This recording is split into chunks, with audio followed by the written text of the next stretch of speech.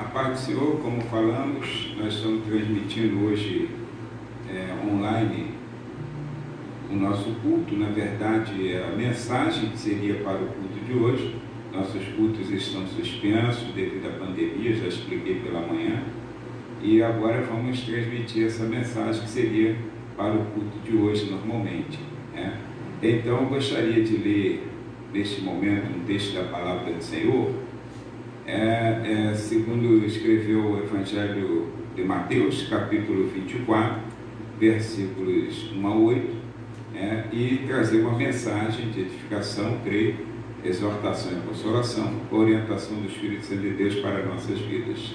O texto diz assim: E quando Jesus ia saindo do templo, aproximaram-se dele os seus discípulos para lhe mostrar a estrutura do templo. Jesus, porém, lhes disse: Não vedes tudo isto? Em verdade vos digo que não ficará aqui pedra sobre pedra que não seja derribada. E estando assentado no Monte das Oliveiras, chegaram-se a ele os seus discípulos em particular, dizendo: Dize-nos, quando serão essas coisas e que sinal haverá da tua vinda e do fim do mundo? E Jesus respondendo disse-lhes: Acautelai-vos que ninguém vos engane, porque muitos virão em meu nome dizendo: Eu sou o Cristo, e enganarão a muitos. E ouvireis de guerras e de rumores de guerras. Olhai, não vos assusteis, porque é necessário que isso tudo aconteça, mas ainda não é o fim. Porquanto se levantará nação contra nação, e reino contra reino, e haverá fomes e pestes e terremotos em vários lugares. Mas todas essas coisas são o princípio das dores. Então vos hão de entregar para serdes atormentados, e matar-vos-ão e sereis odiados de todas as gentes por causa do meu nome. Amém? Pai, em nome de Jesus, esta é uma boa palavra que é lida aos nossos ouvidos, Senhor, mas que eu preciso, Senhor, que Tu aplique aos nossos corações. Então, Pai querido, dá-nos a revelação necessária para este momento, para que esta palavra, ao ser pronunciada, saia dos meus lábios como profecia para edificação, exortação e consolação de todo aquele que a ouve, Senhor. Assim te peço e sou agradecido em o nome de Jesus. Amém. Nesse momento, quando nós temos lido esse texto tão conhecido, chamado Sermão Profético, nós gostaríamos de enfatizar a palavra que Jesus falou: não vos assusteis. Estamos atravessando dias de perplexidade, tristeza, de dor, insegurança. Dizem que realmente as pessoas estão assustadas com tudo isso que está acontecendo no mundo. No texto bíblico citado, associado também ao escrito, sob a ótica do evangelista Lucas, no capítulo 21, que leva seu nome, versículo 9 e 10, do livro que leva seu nome, nós vemos Jesus enfatizando algumas situações, tais como guerras e sussurros de guerras e pestilências, epidemias. E embora Jesus não negasse que tais infortúnios sobreviveriam, nos advertiu que não nos assustássemos. E é necessário, segundo Jesus, que tudo isso aconteça, mas ainda não é o fim. E acontecendo, é fato que sabemos que está próxima a nossa redenção. Lucas capítulo 21, versículo 28, Jesus fala assim: ora, quando estas coisas começarem a acontecer, olhai para cima e levantai as vossas cabeças. Ou seja, não é hora de esmorecer, não é hora de olhar para o lado, não é hora de olhar para baixo, não é hora de olhar para trás, é hora de nós olharmos para cima, aproveitar essa oportunidade que o Senhor está nos dando como sinal. E ele continua dizendo: porque a vossa redenção está próxima, ou seja, Jesus voltará. E também ficou claro pelas palavras de Jesus que haverá um fim. Porém, não sem antes se cumprir a linha teológica da Bíblia. E haverá um fim, Jesus enfatizou. Agora nós entendemos também que, como a palavra do Senhor diz, guerras, rumores de guerras, pestilência e tantas outras coisas ruins, ele disse, são princípio de dores, ainda não é o fim, porque não chegará ao fim sem antes não se cumprir a linha teológica da Bíblia. E a linha teológica da Bíblia, de qual chamamos assim, ela nos mostra coisas que são necessárias antes do fim, coisas que devem acontecer antes do fim. E a primeira delas, eu citarei algumas, a primeira delas é o arrebatamento da igreja. Não pode acontecer o fim sem antes acontecer o arrebatamento da igreja, onde todos os salvos do mundo serão arrancados da terra e levados à presença eterna de Cristo. Independente da sua denominação, ele será arrancado do mundo e será levado à presença de Cristo. É a bem-aventurada esperança da igreja, a bendita, a maior de todas as esperanças da igreja, é o arrebatamento. E interessante que em relação ao arrebatamento, existem três coisas que são reveladas na Bíblia e que estão relacionadas a esse arrebatamento. A primeira é que, segundo a própria Escritura, o próprio Senhor Jesus, o arrebatamento será no tempo de Deus e não nosso. Quando você ouvir, como disse o próprio Jesus, isso aí são sinais, que alguém vai dizer assim, eu sou o Cristo, ele ali, ele aqui. Aí Jesus fala assim, acautelai-vos que ninguém vos engane. Arrebatamento da igreja é algo real, algo que a igreja espera, algo que o mundo, ainda que ele não creia ou não espere, mas ele verá acontecer. E então a Bíblia diz que será no tempo de Deus e não no nosso. Mateus capítulo 24, versículo 36, assim como Apocalipse capítulo 3, versículo 3, a palavra de Deus diz que será no tempo de Deus e não no nosso. Agora, uma outra coisa interessante relacionada ao arrebatamento é que os que o esperam o verão. A palavra do Senhor diz nas Escrituras Sagradas, principalmente na primeira carta do apóstolo Paulo, capítulo 4, versículos 13 a 18, o apóstolo Paulo ele chega a expressar dizendo, irmãos, não quero que sejais ignorantes acerca dos demais que não têm esperança, porque esse mesmo Senhor, do modo como viste subir, ele está citando Atos capítulo 1, versículos 10 e 11, quando Jesus estava sendo assunto ao céu, após sua ressurreição, sua estadia entre os discípulos, e os discípulos se veem automaticamente, assim de uma forma espontaneamente, olhando para o alto e vendo Jesus subir. Aí o anjo chega próximo ao discípulo e diz, varões galileus, por que estáis assim com os olhos fitos no céu? Esse mesmo Jesus, do modo como vi subir, ele há de descer. E o apóstolo Paulo lembra-se dessas palavras que foram escritas, foram pregadas, foram comentadas pelos discípulos do Senhor. E ele agora escreve aos Tessalonicenses, que estavam perdendo a esperança por pessoas que estavam dizendo que Jesus já tinha vindo, e ele disse, não quero que sejais ignorantes como os demais acerca dos que já dormem, porque o mesmo Senhor descerá do céu com alarido, voz de arcanjo, a trombeta de Deus, e os que morrerem em Cristo ressuscitarão primeiro, e depois nós, os que estivermos vivos, seremos arrebatados juntamente para encontrar com Ele nos ares, e assim estaremos para sempre com o Senhor. E ele termina dizendo, portanto, consolai-vos uns aos outros com essas palavras.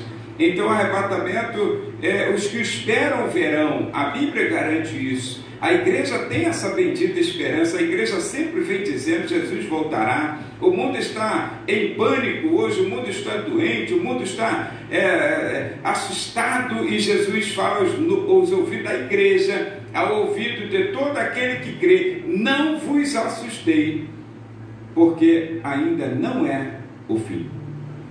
tem coisa pior para acontecer. Mas também tem coisas boas, como o arrebatamento da igreja, para todo aquele que entregou sua vida a Jesus, aqueles que estão aguardando, aqueles que estão preservando, aqueles que estão acreditando, porque esse mesmo apóstolo Paulo, ainda na primeira carta, capítulo 5, versículo 23, ele aconselha a todas as pessoas que entreguem a sua vida a Jesus, ele diz assim: irmãos, que todo o vosso espírito, alma e corpo sejam conservados irrepreensíveis até a vinda do nosso Senhor e Salvador Jesus Cristo. Quer dizer que a nossa vida precisa ser uma vida intacta, guardada, uma vida santificada, purificada, tendo o vosso viver em santificação no vosso corpo, e nós vemos que tudo que o adversário de nossas vidas quer é nos fazer entender que nós precisamos viver esse momento em que cultuamos o corpo, esse momento em que cultuamos e desejamos somente coisas terrenas, sem sequer pensar na possibilidade ou na probabilidade de sermos infectados e partirmos dessa vida para outra. E a palavra do Senhor diz assim para todo aquele que crê, que já está salvo, a palavra diz: conserve o seu corpo puro e irrepreensível, conserve a sua alma, a sua vontade, seus sentimentos, conserve os seus desejos, é puro e irrepreensível. Conserve o seu espírito, aquele que gosta de adorar, que tem uma vontade de se elevar a Deus, porque o homem, sendo espírito, ele tem essa ânsia de adorar a Deus, assim como as corças, diz o salmista Davi, assim como a corça anseia por águas, assim a minha alma tem sede de ti, ó Deus. Então conserve isso, conserve teu corpo, teu espírito, a alma, conserve irrepreensível, conserve santo, conserve puro.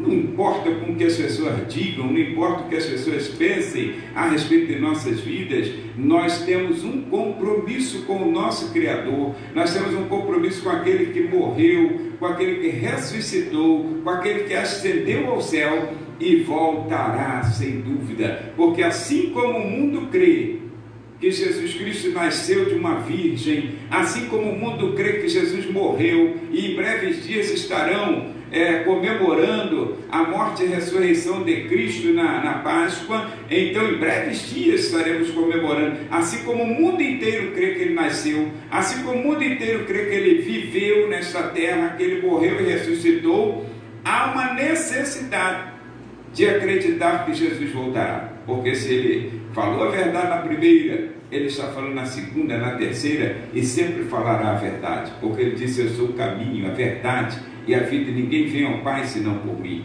Muito bem, e a palavra de Deus nos mostra outra coisa interessante e certa em relação ao arrebatamento, que a primeira coisa que acontecerá antes de nós, de chegar ao fim, antes de acontecer outros fatos, a primeira coisa é o arrebatamento, e a palavra diz uma coisa interessante para aquelas pessoas que talvez tenham perdido um pouco da esperança, talvez tenham estado preocupado agora com toda essa pandemia, com toda essa loucura que está acontecendo no mundo, que às vezes causa um susto, mas olha, escuta, deixa eu lhe dizer, a palavra de Deus diz que ao que vencer, ele receberá galardão. Se você perseverar, se você for até o fim, se você manter a sua esperança, a tua fé, a tua consciência pura, manter a santificação do teu corpo, alma e espírito, a Bíblia diz que você receberá galardão. E a Bíblia nos mostra então, em Apocalipse capítulo 2 e o capítulo 3, a Bíblia nos mostra como Deus fará isso. A Bíblia diz primeiro no capítulo 2, versículo 7 de Apocalipse, que aquele que vencer, a palavra do Senhor diz assim, ele comerá da árvore da vida. E não é para todas as pessoas, infelizmente, mas a palavra do Senhor diz, que a Bíblia diz, nas cartas escritas ao Apocalipse, que nós estamos mencionando, a primeira carta, a Bíblia diz assim: quem tem ouvidos, ouça o que o Espírito diz às igrejas. O Senhor está falando para quem quer ouvir, o Senhor fala para quem quer guardar, para quem tem vontade de estar com Ele. As pessoas que estão acostumadas com o mundo, com o mundanismo, com a pecaminosidade, As pessoas estão acostumadas com essa euforia da carne. Essas pessoas não pensam em estar com Cristo eternamente. Elas se sentiriam até entediadas, né? Porque no céu não tem todas essas coisas que acontecem aqui na terra. Mas a Bíblia diz que no céu, a Bíblia diz, aquele que vencer, ele comerá da árvore da vida. Então observa, tudo que as pessoas estão temendo hoje é a morte. Todas as pessoas no mundo inteiro que estão vendo pessoas tombadas, pessoas tombando ao seu lado, pessoas nos hospitais, nas ruas, como no início vimos em vídeos na China, se é fato ou se é boato, não sei, mas pessoas estiradas no meio da rua, morrendo sem condições de socorro. Então, a primeira bem-aventurança, primeiro galardão que o Senhor promete é vida e não morte. A Bíblia diz, comerá da árvore da vida. Você terá essa vida eterna em Cristo Jesus. E a segunda bem-aventurança, segundo galardão, ainda no versículo de número 11, diz assim, não sofrerá a segunda morte. Porque, pasme, as pessoas que são cristãs, elas sabem do que eu estou falando, mas as pessoas não cristãs que porventura assistirem essa mensagem, ela talvez não saiba disso que estamos falando. Se você está preocupado com a morte física, saiba que após essa morte física, esse deslocamento da alma para a eternidade, você terá uma vida com ou sem Deus.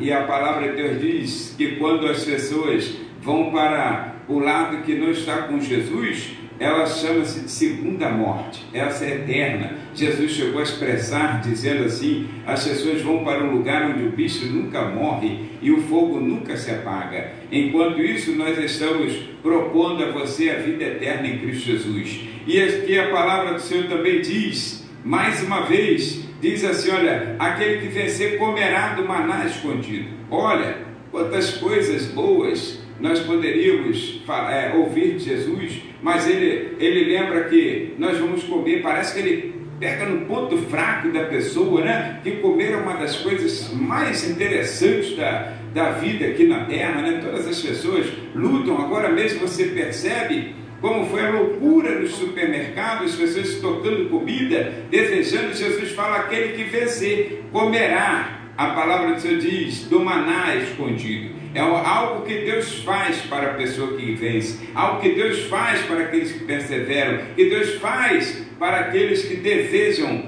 estar com Ele. E a palavra do Senhor então vem dizendo várias coisas, como ainda no versículo 17 do capítulo 2 de Apocalipse, receberá honra aquele que vencer.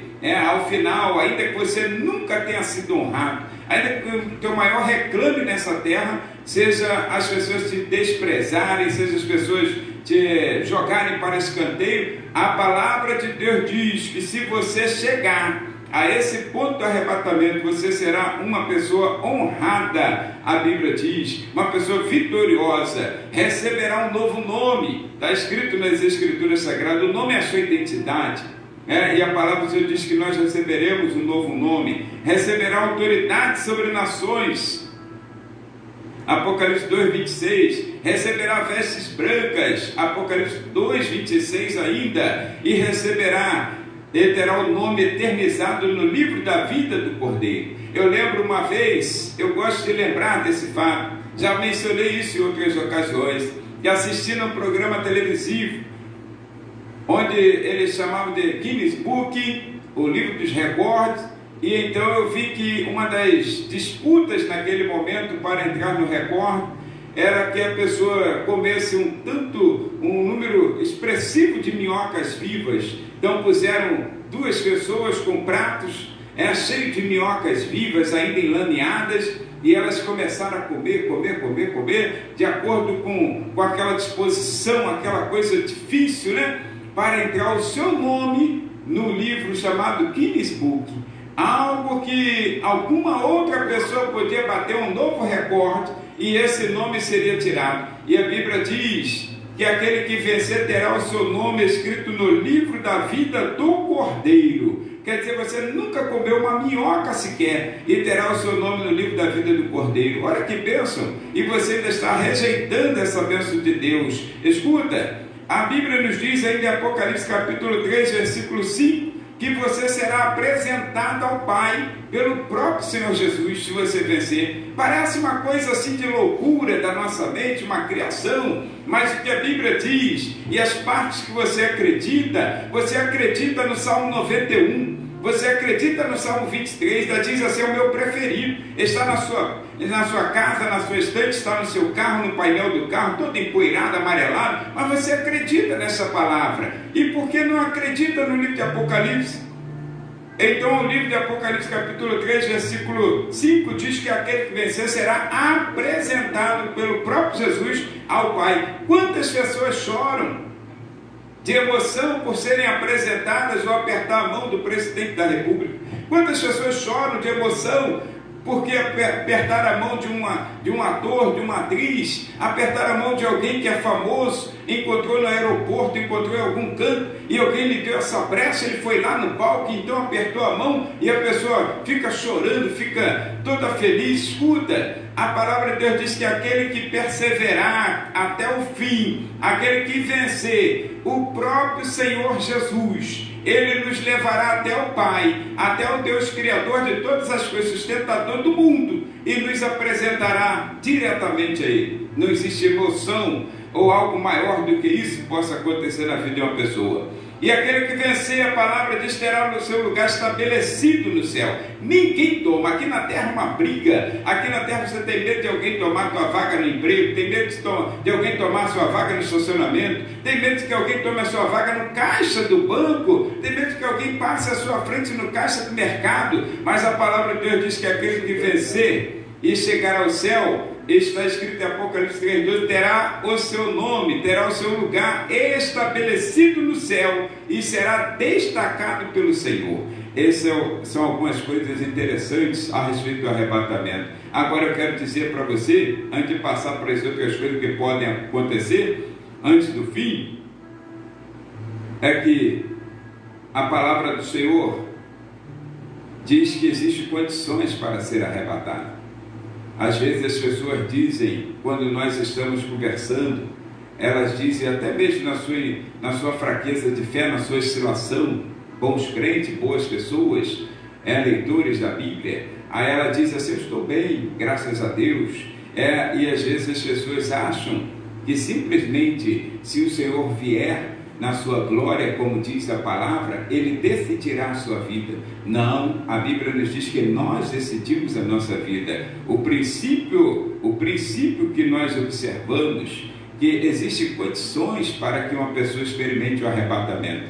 Existem condições para que a pessoa possa chegar ao trono da graça, ao trono da glória de Deus. Existem condições para que você viva nesta vida terrena, como um cristão, como uma pessoa temente ao Senhor, e então chegue ao dia em que você possa ouvir o som da trombeta. Como você identificará um som que você não está acostumado? Como você identificará ou discernirá algo que você não conhece? Então nós conhecemos pela palavra de Deus, e hoje você pode então entender, e as condições, elas foram as mesmas pré-estabelecidas nas Escrituras Sagradas, no segundo livro das Crônicas dos Reis, no capítulo 7, versículo 14, quando Salomão estava querendo uma maior comunhão com Deus, o rei Salomão, e ele orava ao Senhor, ele clamava, ele queria alguma coisa maior, alguma experiência melhor com Deus, e o Senhor disse assim, Salomão, se o povo que se chama pelo meu nome, ele se humilhar, orar, se arrepender, se converter de seus maus caminhos, buscar a minha face,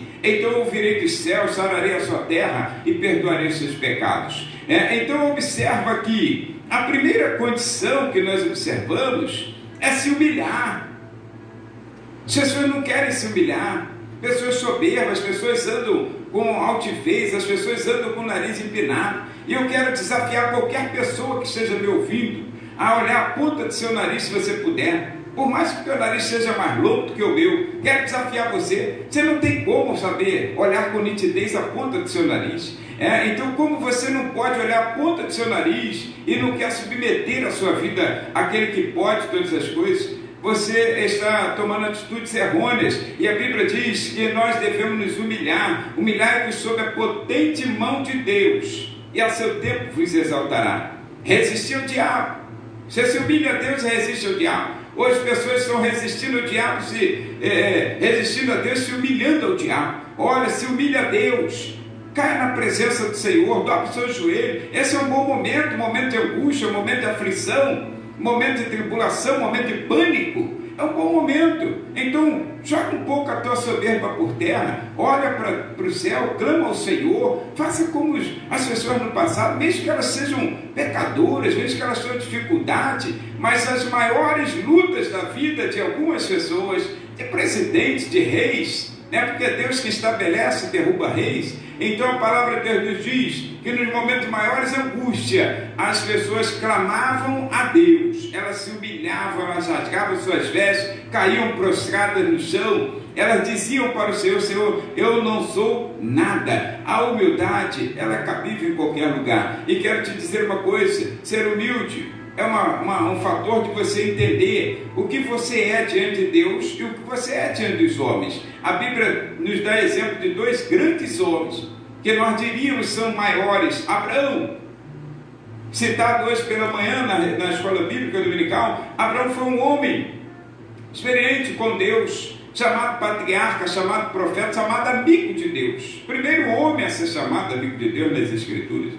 E quando ele estava andando pelas cidades, as pessoas o temiam, diziam: esse é um profeta de Deus, seu patriarca Abraão. Mas quando ele estava de joelhos perante o Senhor, em Gênesis capítulo 18, 19, a Bíblia diz que ele dizia assim, ele dizia: Senhor, ainda que sou pó e cinza, deixa eu falar mais uma vez. Olha, aquele que era grande, ele não chegou para o Senhor e disse assim: Senhor, tu me chamou, saí da minha terra, da minha parentela, e eu sempre te obedeci, eu imaginei sacrificar Isaac, nada disso. Abraão disse assim: Senhor, ainda que sou pó e cinza, deixa eu falar mais uma vez. Agora, por que a tua altivez de espírito? Quando você pode se humilhar perante o Senhor. E a palavra de Deus também nos mostra Davi, o rei Davi, olha, homem segundo o coração de Deus, homem temível. As pessoas temiam Davi desde que ele matara o gigante Golias. As pessoas tinham um respeito, uma admiração tremenda por ele. Mas quando Davi estava no trono, ele era o rei de Israel e era o número 1 da nação. Mas quando ele vê a arca do Senhor entrando em Jerusalém, a presença, a glória de Deus naquele lugar, ele se desveste das vestes reais e pula como criança. Ele se humilha a ponto de a sua esposa o criticar, dizendo: isso é postura de um rei. Mas ele sabia que diante do Rei dos Reis não há lugar para outro rei. Então humilhe-se, abaixa a tua crista, saia do salto, conserve a sua humildade, a simplicidade que é em Cristo Jesus nosso Senhor. O apóstolo Paulo tanto temia que as pessoas perdessem. Está escrito na segunda carta aos Coríntios, capítulo 11, versículo 4. Então observe uma coisa interessante: além de se humilhar, ter uma vida de oração. A oração, se o povo se chama pelo meu nome, orar. Lucas 18:1, Jesus contou uma parábola sobre a necessidade, a obrigação de orar sempre sem nunca desfalecer. Aí você fala: mas eu não tenho o hábito de orar. Escuta, ore. Perguntaram a Moody, o Senhor ora muito. Moody foi conhecido, morreu e é conhecido como o maior evangelista do século XIX. E perguntaram a ele: o Senhor ora muito? Ele disse assim: olha, eu não passo 10 minutos orando, mas também não passo 10 minutos sem orar. Você chega a orar, começa a orar, fala com Deus, do jeito que você quiser, você começa a orar, e daqui a pouco essa oração se torna como uma respiração. Qual de nós acordamos hoje e demos uma baforada no espelho para dizer: oh, estamos respirando, estamos vivos? Você fez tudo o que deveria fazer, sem nem pensar ou sem nem lembrar que estava respirando, porque a respiração faz parte da tua vida, e a oração tem que ser intrínseca, de maneira que você comece a entender que ela faz parte da sua vida. Você pode não dobrar os joelhos por 10 minutos, mas não fica 10 minutos sem orar, porque Deus está contigo. Agora observe uma coisa: a Bíblia nos diz também que uma outra condição para o arrebatamento é viver uma vida de adoração. Buscar a face, que está escrito para Salomão, é entrar em consonância com a vontade de Deus. Adoração é mais do que a cantoria, adoração é mais do que instrumento, adoração é estar em consonância com a vontade de Deus, é você saber o que Deus quer para a sua vida, é você saber, estou dentro da vontade de Deus, o que eu faço hoje, o que eu estou fazendo agora, o que eu estou fazendo agora, nesse exato momento, é a vontade de Deus para a minha vida? Você já parou para perguntar? Quantas vezes você pergunta durante o dia, no seu cotidiano, pergunta ao Senhor: Senhor, estou dentro da tua vontade? Qual é a tua vontade para a minha vida? Ou você toma os seus planos naturalmente, faz os seus planos, o coração do homem pode fazer planos, diz a palavra de Deus, mas a resposta do Senhor, a resposta final, é a mais importante, é do Senhor, vem dos lábios do Senhor. Você já parou para pensar nisso? Então, deixa a sua vida nas mãos de Deus. Pai procura verdadeiros adoradores, que adoram espírito e verdade. E adoradores verdadeiros não são aquelas pessoas que gritam, não são aquelas pessoas que oram alto, não são aquelas pessoas que falam línguas estranhas, nada disso. Isso aí faz parte da vida cristã, daquilo que nós cremos nas Escrituras, mas adoradores verdadeiros são pessoas que entram em consonância com a vontade de Deus, a semelhança de Jesus, que até para ser tentado no diabo, está escrito em Mateus capítulo 4, versículo 1, que ele foi levado pelo Espírito Santo de Deus ao deserto para ser tentado pelo diabo. Quer dizer, você não vai à padaria sem a direção de Deus, você não compra, não troca, não vende, você não negocia sem a orientação do Espírito Santo de Deus, você não passa por essa pandemia sem a orientação de Deus. Você precisa de Deus, você precisa de Jesus, eu preciso de Jesus, nós precisamos de Jesus, e Jesus foi enfático em dizer para os discípulos, descartando toda condição que eles pudessem inventar, dizendo em João capítulo 15, versículo 5, ele diz: sem mim nada podeis fazer. Nada. Quando Jesus fala nada, é absolutamente nada. Então observa, e a palavra do Senhor diz também que a condição que era para o Senhor falar com o povo, ter comunhão com o povo, e será a mesma para o arrebatamento, é se converter. Se converter, se o povo que se chama pelo meu nome se converter dos seus maus caminhos. Olha, tem que haver uma mudança de atitude. Deus não tomará decisão por você quando a trombeta tocar, quando o anjo bradar, quando a voz do arcanjo soar. Deus não tomará decisão por ninguém. A salvação é estritamente individual e intransferível. Ninguém pode transferir a outra pessoa. Às vezes você tem um benefício, você transfere para uma outra pessoa. Tem um bem imóvel, você transfere para outra pessoa. Porém, a salvação é pessoal e intransferível. A palavra do Senhor diz aqui que nós precisamos ter uma mudança de atitude. Conversão é mudar de atitude. Muda o seu comportamento, seu linguajar. Seu linguajar agrada ao Senhor? A forma como você fala, como você pronuncia, a forma como você olha para as coisas, a forma como você encobre algumas coisas que são ilícitas, isso agrada ao Senhor? Então haja uma conversão em nossas vidas. Nós precisamos nos converter. Nós admiramos a expressão do Jacó, quando ele brigou com o anjo, virou corim de fogo nas vigílias, nos cultos de orações. Jacó segurou o anjo, mas às vezes você não para perceber. Ele segurou o anjo, foi abençoado. Ninguém vê que ele estava mancando, ninguém vê que ele saiu dali para frente. Nunca mais a vida dele foi a mesma. Antes ele enganava, antes ele ludibriava, antes ele fazia, tinha deuses estranhos no meio dele. Está escrito em Gênesis capítulo 35, versículos 1 a 5. Mas depois que ele tem um encontro com Deus, resolve mudar de vida, tirar os deuses estranhos, santificar a sua vida. Está tudo escrito lá em Gênesis 35. Aí então ele teve um encontro real com Deus e não saiu a mesma coisa. Aí, como dizia Moody, que eu já citei, é melhor, referindo-se a Jacó, ir para o céu mancando do que pular para o inferno com os dois pés. Então é melhor você tomar a atitude de mudar de vida. Mas eu não tenho força. Quem disse que nós vamos mudar por conta própria? Quem disse que nós precisamos ter força? Se eu acabei de dizer há poucos minutos que Jesus falou: sem mim nada podeis fazer.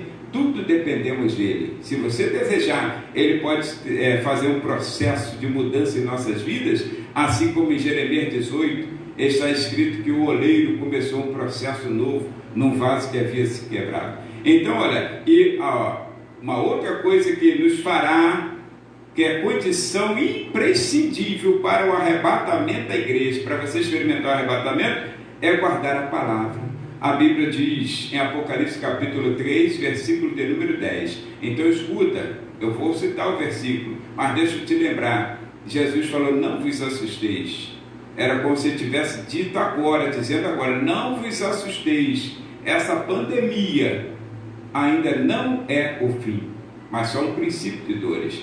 Porque ele disse que a igreja precisa sair da terra para que comece a acontecer então o princípio do fim. Aí a palavra do Senhor diz em Apocalipse capítulo 3, versículo de número 10, a palavra diz, então, como guardaste a palavra da minha paciência, eu te guardarei da hora da tribulação que há de vir sobre todo mundo. Jesus falou à igreja, Jesus falou a todas as pessoas no mundo que se referem, que se chamam pelo seu nome como igreja. Agora não adianta você dizer, eu sou igreja, não, eu sou, aí dizer paz para um, paz para outro, shalom para lá, shalom para cá, e viver uma vida diferente daquilo que a palavra de Deus prescreve para nossas vidas.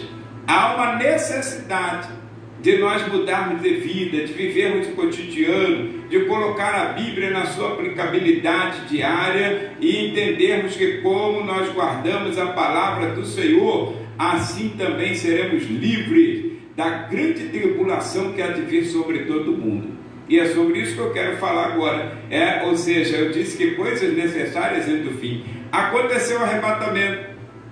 A Bíblia nos mostra em Apocalipse capítulo 1, versículos 2 e 3, capítulos 1, 2 e 3, a Bíblia nos mostra a visão que é dada a João, o evangelista, da igreja na terra. Quando chega no capítulo de número 4, instantaneamente, João é conduzido ao céu, ele já não está mais na terra. E você percebe que quando lê as escrituras, o Apocalipse, dali para frente não há mais o nome igreja. Até o capítulo 3, João faz referência usando o nome igreja, porque o Senhor manda ele escrever. João escreve as 7 igrejas que estão na Ásia. João vê 7 castiçais, João vê 7 estrelas, são os pastores, castiçais são as igrejas. Mas quando chega no capítulo 4, João está no céu. Então nós entendemos que a última igreja, a igreja do arrebatamento é Filadélfia, a igreja que preserva a santidade, preserva a palavra, preserva a fé. A igreja Laodiceia é uma igreja mundana,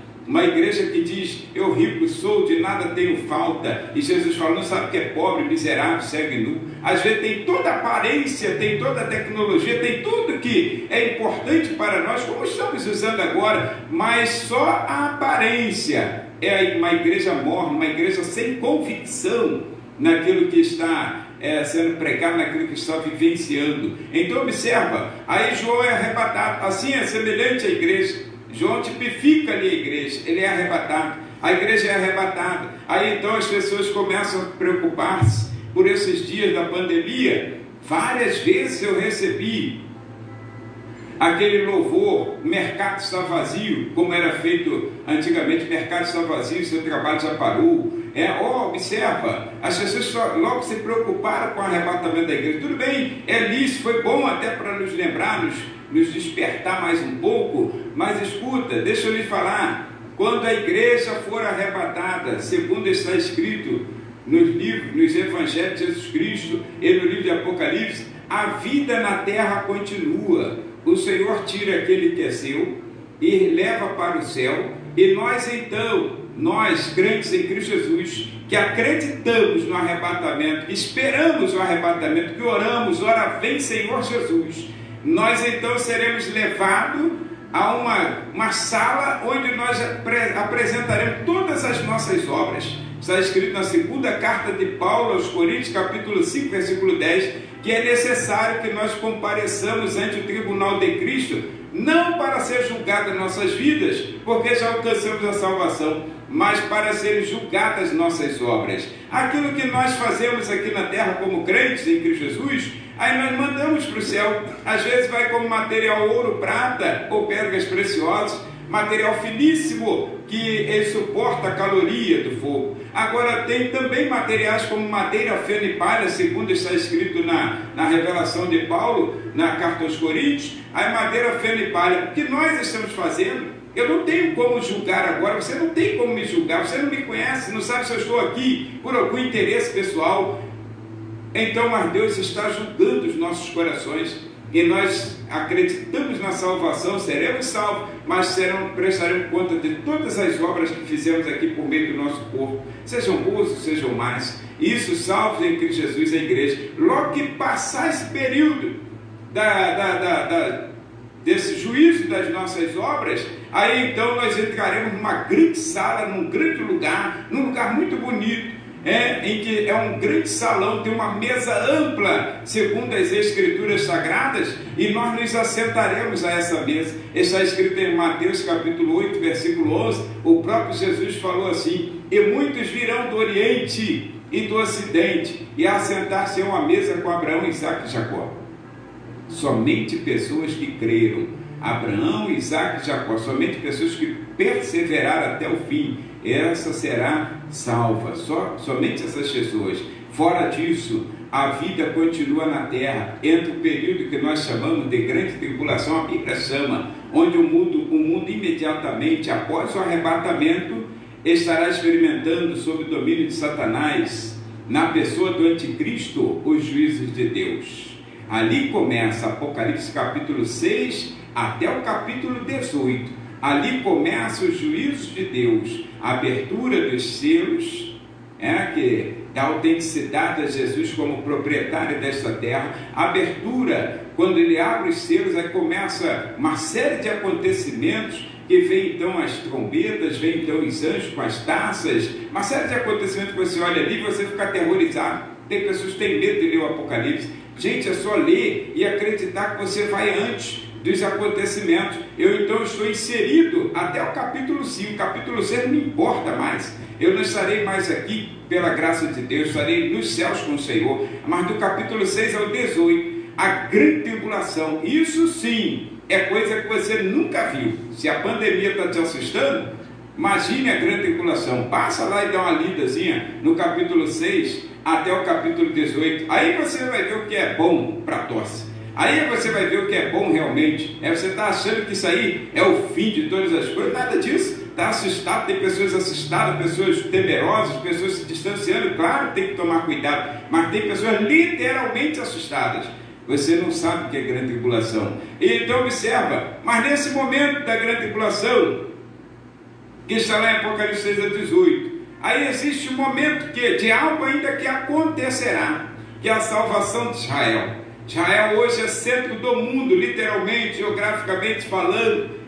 Israel é o povo de Deus. Creiam os outros ou não, Israel é o povo de Deus. Igreja não tem nada a ver com Israel. Israel é o povo da promessa de Deus. A igreja é um povo que saiu do povo.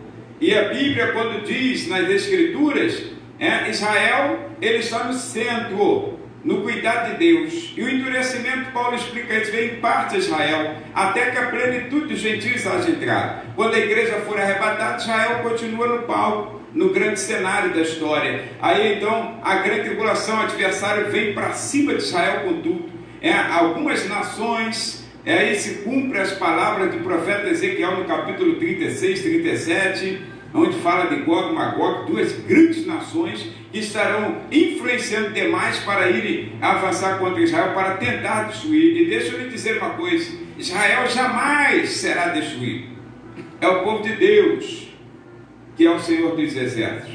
Israel será no futuro a capital do mundo, segundo as Escrituras Sagradas, em Miqueias capítulo 4, versículos 1 e 2. Israel será a capital do mundo, jamais será destruído. Agora quem estava feliz que Israel um dia possa ser destruído, já ficou triste. Israel jamais será destruído. Israel foi feito por Deus, separado por Deus, e continuará como a capital do mundo. As Escrituras nos mostram, quando se der a plenitude dos gentios, o arrebatamento, então todo o Israel, só escrito, será salvo. Malaquias capítulo 4, versículos 1 a 4, Romanos capítulo 11, versículos 1 e seguintes, profeta Zacarias, Israel será salvo. Então Deus levantará a sua mão a favor de Israel, julgará as nações, antes de estabelecer, que é outro problema, antes de estabelecer o reino milenial em Cristo. Olha, ainda não é o fim, está vendo como está longe? O fim, arrebatamento só perto, o fim está mais distante. Aí, Jesus julgará as nações, capítulo 25 do Evangelho segundo Mateus. E ali você só vê 3 nações aos olhos do Senhor. Você vê irmãos, bodes e ovelhas. Os bodes vão para a esquerda, e Jesus fala assim: apartai-vos de mim, malditos, nunca vos conheci. Quando tive fome, não me deste comer, tive sede, não me deste beber, tive preso, não me visitaste. Aí a pessoa fala assim: meu Deus, como foi que aconteceu isso? Aí Jesus fala assim: quando vocês deixaram de fazer a um desses meus pequeninos irmãos, fazendo referência a Israel, o contexto do capítulo 25 nos mostra isso, então deixaste de fazer a mim. E então são nações que lutam contra Israel. Aí depois vira-se para os que estão à direita, são ovelhas, não bodes, e diz assim: vinde benditos de meu Pai, possuí por herança o reino que vos está preparado desde a fundação do mundo. Porque quando eu tive fome, deste comer. O inverso daquele outro. Aí eles dizem a mesma coisa: mas quando foi que aconteceu isso? Quando fizeste a um desses meus pequeninos irmãos. Quer dizer que as pessoas fizeram, as nações ficaram em favor, o nosso Brasil está com um ponto favorável em relação a esse julgamento das nações, porque sempre foi a favor do Estado de Israel. Então, olha, Deus dará um lugar de destaque na nação, porque o Senhor implantará o que nós chamamos de reino milenial de Cristo, que está descrito no capítulo 20, de Apocalipse, versículos 1 a 6, mas está profetizado por Zacarias no capítulo 14, versículo 9, Isaías 65, versículo 17 a 25, e Daniel capítulo 2, versículo 44. Já estava profetizando o reino milenial de Cristo, 1000 anos de paz. Como funcionará isso? A bênção e o falso profeta, segundo está escrito em Apocalipse capítulo 19, versículo 10, versículo 20, perdão. Então a besta e o falso profeta serão lançados vivos no lago que arde com fogo e enxofre, que é a segunda morte.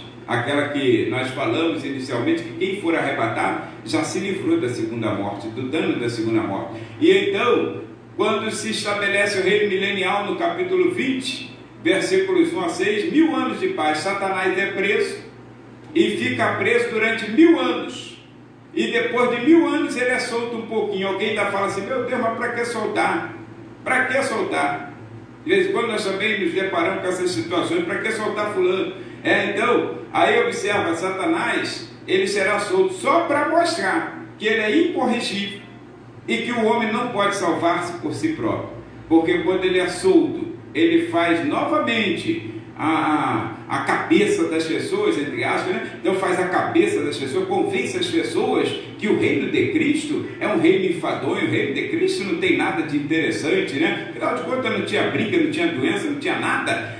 Aí então as pessoas se voltam contra Cristo e dão ouvidos a Satanás, como aconteceu no Jardim do Éden. Aí então essas pessoas são reprovadas pelo Senhor, serão tiradas da terra.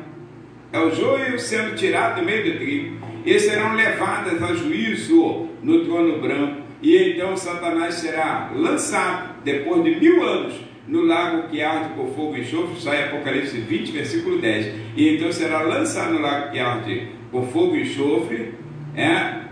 E então, nesse momento, ele estará encontrando com a besta e o falso profeta, que foram os seus instrumentos, e corrigindo. A Apocalipse era 19, 10 mesmo, Então observa, aí eu quero te mostrar que depois disso tudo, então sim, vem o fim. Porque está escrito que essas pessoas que forem reprovadas no reino milenial, após Satanás ter sido definitivamente banido, então está escrito que essas pessoas serão levadas a um grande trono branco que se estabelecerá. É um dia reservado. Paulo tinha dito isso. Paulo tinha dito aos atenienses, no capítulo 17, versículos 30 e 31 de Atos Apóstolos, ele diz: irmãos, o Senhor não leva em conta os tempos da ignorância, mas anuncia agora em todo lugar e a todo instante a todas as pessoas que se arrependam, porquanto tem um dia reservado para juízo. Existe um dia para juízo, ainda não é hoje ninguém pode julgar, mas existe um dia para juízo. E quando for levado ao trono branco, a igreja está ilesa, a igreja está isenta, a igreja está com Cristo, mas todas as pessoas na terra foram levadas, todas as pessoas más foram levadas para o trono do juízo final. Então, nesse juízo final, ali sim é o fim, porque ali é só uma questão de sentença. Ninguém que estiver ali, ele terá condições de se justificar, de justificar seus pecados, suas falhas, de justificar não ter aceitado a Cristo como seu único e suficiente Salvador. Ninguém, porque todo juízo será fundamentado na cruz do Calvário, será fundamentado em você ter ou não aceita Cristo como Salvador, porque na verdade boas obras, elas são interessantes, mas não salvam ninguém, não salva ninguém. Então será o fator de ter ou não aceitado a Cristo como seu Salvador. Aí quando chegar naquele momento, o Senhor vai julgar todas as pessoas, todas as obras, sentenciá-las, e elas então estarão perdidas eternamente, porque não haverá mais uma outra oportunidade. Como se justificar perante Deus que conhece todas as coisas? Então o momento é hoje, o momento é oportuno, né? Aí João fala assim, para nós encerrarmos essa mensagem. João diz aqui, em Apocalipse, capítulo de número 22, ele disse, aqui se cumpre, deixa eu ver, de fato, capítulo 20, versículos 11 a 15, ele disse, aqui se cumpre então a palavra de Jesus. Ele dirá aqui, então virá o fim. Por quê? Narra assim o apóstolo João, e viu um grande trono branco, e o que estava sentado sobre ele, de cuja presença, olha aqui, grandeza é o nosso Deus, de cuja presença fugiu a terra e o céu, não se achou lugar para eles. E viu os mortos, grandes e pequenos, que estavam diante do trono, e abriram-se os livros, e abriu-se outro livro, que é o da vida, e os mortos foram julgados pelas coisas que estavam escritas nos livros, segundo as suas obras. E deu o mar aos seus mortos que nele havia, e a morte e o inferno deram os mortos que neles havia. E foram julgados, cada um segundo as suas obras. E a morte e o inferno foram lançados no lago de fogo. Esta é a segunda morte. E aquele que não foi achado escrito no livro da vida foi lançado no lago de fogo. Isso em breves dias acontecerá. João já estava vendo como se tivesse acontecido. Era uma revelação. E nós estamos vendo que está em breves dias acontecerá. Então aí sim, uma vez punido o diabo, seus anjos e todos os que não servem a Deus, segundo está escrito em Salmo 9:17, que os ímpios serão lançados no inferno, e todas as pessoas que se esquecem de Deus. Então Deus fará novo céu e nova terra, Apocalipse 21, e Deus será tudo em todos, segundo está escrito em 1 Coríntios 15:28. Então, irmãos, resta-nos ouvir e guardar as palavras de Jesus em Lucas 21:36. Ele diz assim, vigiai em todo tempo e orai para que sejais havidos por dignos de escapar de todas essas coisas que hão de acontecer e de estar em pé diante do Filho do Homem. Amém? Então Deus te abençoe. Quero que você analise, assim como a palavra diz. Hoje você ouviu a voz do Espírito Santo, se ouvisse a voz do Espírito Santo, você não endureça o seu coração, atenta para essa voz, porque, como disse no início, o Senhor diz, quem tem ouvidos, ouça o que o Espírito diz às igrejas. E se você puder, então você guarda essa mensagem, se inscreva novamente, como algumas pessoas já conhecem, eu sou da Assembleia de Deus Nova Cidade, Nilópolis, pastor Moisés Barreto, e é uma congregação do campo de Madureira, em Nilópolis, presidida pelo nosso pastor presidente Samuel Rabelo e pelo nosso bispo Abner de Castro Ferreira. Deus abençoe e tenha uma ótima noite.